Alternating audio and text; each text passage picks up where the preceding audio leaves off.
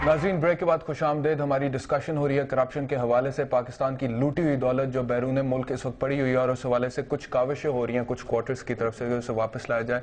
मोहम्मद अली दुरानी साहब हमारे साथ हैं, जफर अली शाह साहब हैं। शाह साहब, ब्रेक पर जाने से पहले मैंने आपसे सवाल पूछा था कि टैक्स चोरी करना भी एक फॉर्म ऑफ करप्शन है। आपके लीडरान के खिलाफ इल्जामात हैं कि उन्होंने टैक्स चोरी किया। आपने कहा कि इल्जामात तक ही बात है।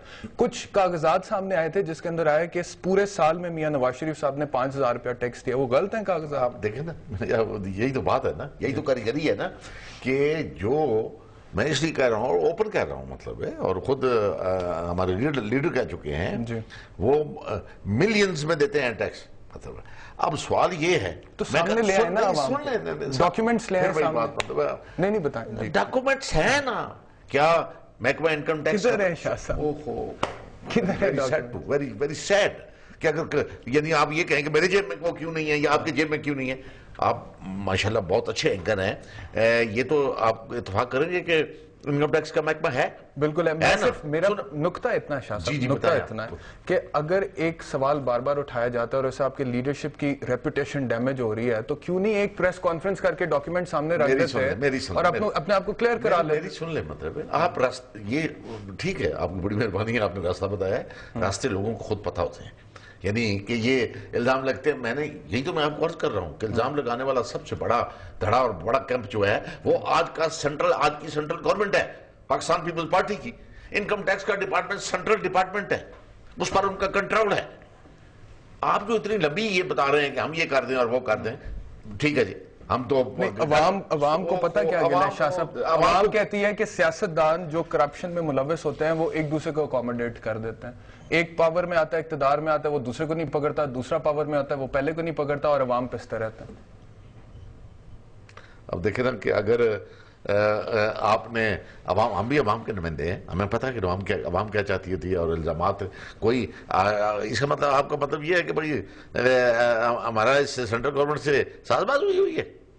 नहीं, आपको पता हो, तो मैं यही बता रहा हूँ, आप फिर सुने ना अगर जो कुछ मुझे पता है। बताए ना, मैं तो यही कह रहा हूँ, मेरी बात सुने।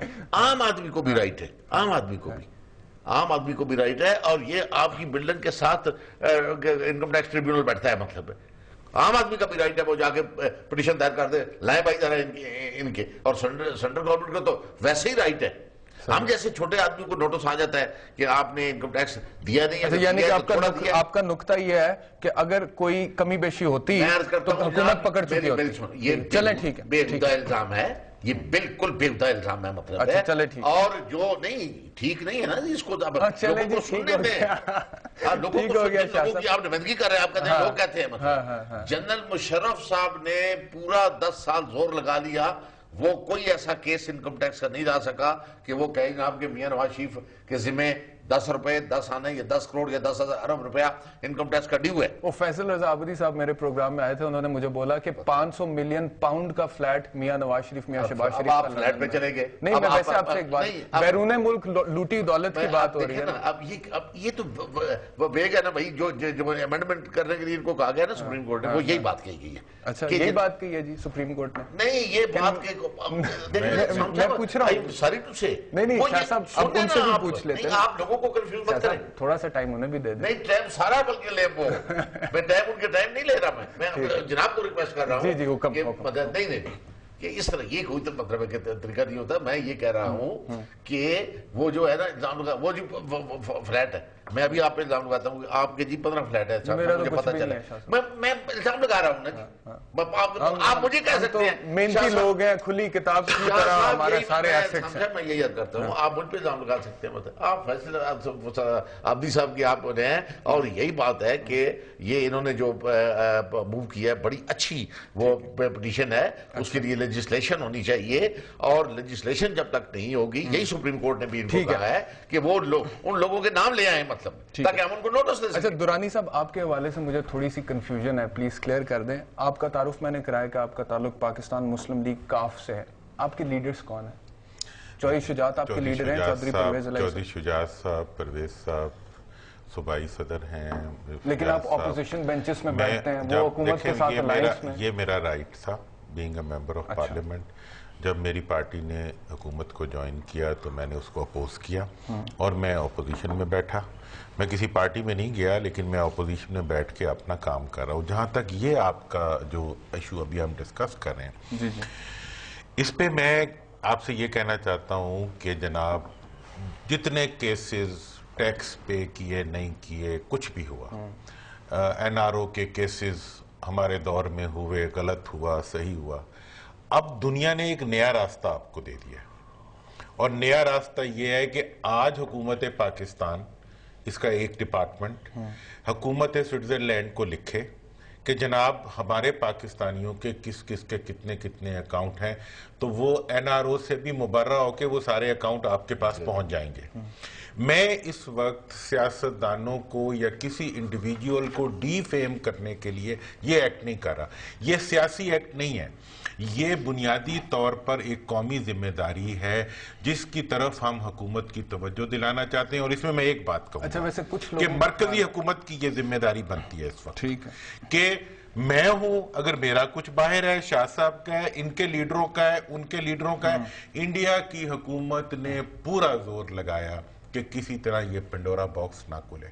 पब्लिक का प्रेशर बना, इसी को जमहूरियत कहते हैं। पब्लिक का प्रेशर बना, आज उनके अपने MPs के बाहर से असासे निशानदही हो रही है, उनके खिलाफ मुकदमे चल रहे हैं। 700 करोड़ रुपया सिर्फ 69 लोगों से बरामद हो गया, 700 की लिस्ट आई हुई है, अरबों डॉलर्स जो है वो उनकी रिकवरी का प्रोसेस शुरू हो चुका है। पाकिस्तान दुनिया के अंदर वाहिद जमहूरी मुल्क है जिसके अंदर जमहूरियत भी है, लेकिन आज तक UN को रिस्पॉन्डिंग, जिसकी तरफ आप इशारा भी फरमा रहे थे, रिस्पॉन्डिंग कॉन्स्टिट्यूशन एक तरफ तो कौमी असेंबली में पेंडिंग 3 साल से, एक दिन से, 2 दिन से, एक हफ्ते से नहीं पड़ी हुई, 3 साल से पड़ी हुई है। और आज तक पाकिस्तान के किसी हुक्मरान ने ना स्विट्जरलैंड से कहा, ना इंग्लैंड से कहा, ना क्यों इल्जाम लगाते हैं हुकूमती पार्लियामेंटेरियन के जी फलां का ये है, फलां का ये है। मोहम्मद अली दुरानी साहब, सुप्रीम कोर्ट की ऑब्जर्वेशन आई इस पिटीशन में जो आपने सुप्रीम कोर्ट में फाइल की। उन्होंने कहा कि जी आप खुद वजीर रहे थे और आपके दौर में भी बहुत सारा पैसा बाहर गया था,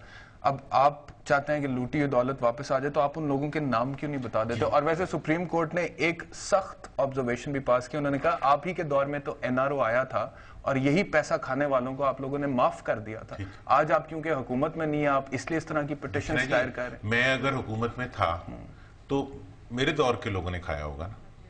मैं अगर आज ये कह रहा हूं कि हुकूमत अपनी जिम्मेदारी पे अदा करे और हुकूमत उन तमाम लोगों के नामों को जाहिर करे, और जाहिर करने के लिए मैं स्विस गवर्नमेंट को खत लिखे और उनसे अगर आपका नाम पता ही नहीं है तो आपने इन लोगों को कैसे बीच में रिस्पोंडेंट्स बना दिया जिनको आपने बनाया? मैंने किसी को, और दूसरी बात फिर आपने ये कैसे कह दिया कि 500 अरब लूटी हुई दौलत है? ये कैसे कह? मैं ये क्लियर कर दूं कि मैंने किसी को उसमें रिस्पोंडेंट नहीं बनाया। आपने पाकिस्तान तहरीक-ए-इंसाफ को, दीगर पॉलिटिकल पार्टीज को, काफ को, MQM को, आपने एम्बेसडर्स को बना दिया, यूनाइटेड नेशंस के जनरल सेक्रेटरी को बना दिया। मैं अर्ज करता हूं, मैंने इसके अंदर तमाम पॉलिटिकल पार्टीज की लीडरशिप को जो पार्लियामेंट में हैं या नहीं हैं या रह चुके हैं, उनके बारे में हमने एक प्रे की थी कि उनकी लीडरशिप जो है वो अपने लोगों के मुल्की और गैर मुल्की असासों के बारे में इलेक्शन, वो पहले से कानून मौजूद है, उसको